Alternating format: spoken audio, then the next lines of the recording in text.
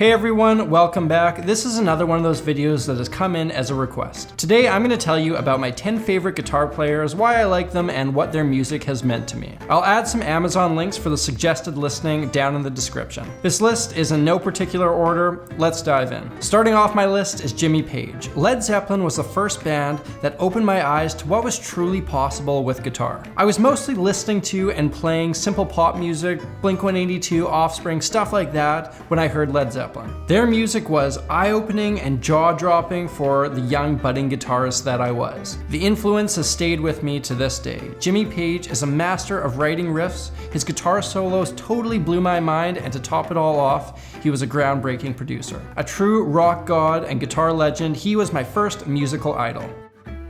You can't go wrong with the fourth Led Zeppelin album. If you haven't heard it, you need to reevaluate your life. Through Led Zeppelin, I was introduced to the blues, which eventually led me to Stevie Ray Vaughan. For years, all I wanted to do was play like SRV. I've never seen anybody bring that kind of intensity to the instrument while still maintaining musical precision. His sound was like nothing else I'd ever heard. It inspired a generation, myself included. Whenever I get down about a career in music, I'll put on Texas Flood and remember why I love guitar so much.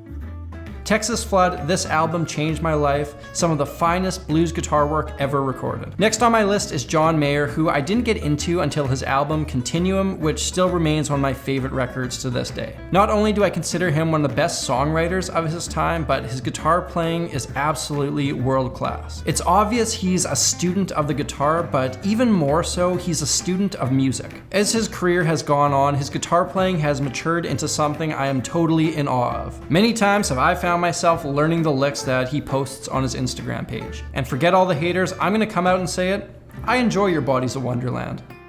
Gotta be Continuum, it's the closest thing that I've heard to a perfect album. That brings me to Jimi Hendrix, who is probably the most cliched guitarist I could put on this list, but he's thought of as one of the greatest of all time for a reason. Despite casually listening to Hendrix for years, I didn't really get deep into him until I realized what a huge impact he had on Stevie Ray Vaughan and John Mayer. He played my favorite note of all time at the 3-minute, 40-second mark of All Along the Watchtower. But maybe even more than his soloing, his rhythm playing has been a huge influence on what I try to do. Not to mention his songwriting, which is often overshadowed by his guitar playing, but The Wind Cries Mary, Castles Made of Sand, Little Wing are among my favorite songs ever written. I'm gonna go with Electric Ladyland, which is another one of those. If you haven't heard it, it's time for a long, hard look in the mirror. Next on my list is Johnny A, who is a lesser known guitar player, but absolutely deserves a spot. Johnny comes from a similar blues and rock background as I do, which he incorporates into instrumental guitar music. His playing is so dang tasteful, it makes him highly accessible, which can be tough for instrumental stuff. It's because of Johnny that I incorporated a hybrid style of picking into my playing, which is where you use a pick as well as your fingers to pluck the strings. I would sell one of my kidneys for his tone and his sense of phrasing. He also has one of the coolest signature guitars on the market. Get Inside is an amazing album that we used to have on repeat at the music store I worked at. A lot of what I do is me trying to sound like Johnny A on this record. Next up, we've got Brad Paisley, one of the last remaining mainstream guitar heroes. I gotta be honest, I don't really like a lot of his songs, but I suffer through the cheesiness to hear his amazing guitar solos. I've lifted a ton of his licks that pop up fairly regularly in my playing. Stylistically, I love the subtleties in his guitar work as well as the virtuosic showmanship. Brad drew me into the world of chicken pickin', which introduced me to a lot of other great musicians in that style. This record is dedicated to guitar, and it's his album with the least amount of provolone mozzarella in it. That brings me to Derek Trucks. Whenever I am stumped, I find myself asking, what would Derek Trucks do? I've heard his tone referred to as the sound of a 1,000-pound zipper. He melds jazz, funk, blues, and countless other styles into his slide playing. In my eyes, he's the perfect guitar player, and he's super humble about it too. His guitar truly sings the most beautiful melodies. Derek, if you're out there, you're my man crush Monday, every day.